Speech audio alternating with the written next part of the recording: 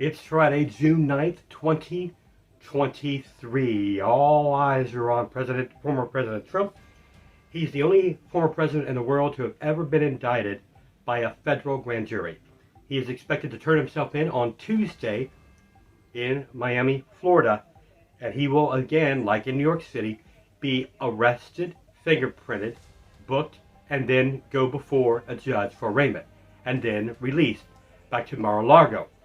He's facing up 7 counts. We don't know all the details, with some obstruction of justice counts. Also reports that there is a recording of him admitting he had some classified documents in his possession. Meanwhile, in New York City, the case continues to be investigated against him by District Attorney Alvin Bragg as well. Many people are outraged. They think this is a collusive attempt to stop Trump from winning the presidency in 2024. Because, by the way, he is at the top of the polls for the Republicans and would likely be the Republican nominee. The question is, that would take place in 2024, right in the middle of these indictments. And there are 1, 2, possibly 3 more indictments, 1 in D.C. and maybe 2 in Georgia for tampering with the voting. So his troubles may just be starting.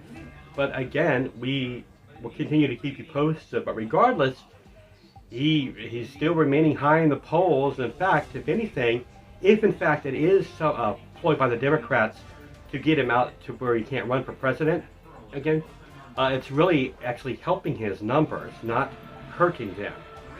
And we will, of course, that's a lot of information still forthcoming. There might be stuff that we still don't know that is in that we might not know until Trump's attorneys, which are outraged by the recent charges, will file what we call a motion for discovery, where the prosecutor has to turn over the evidence they have against Trump.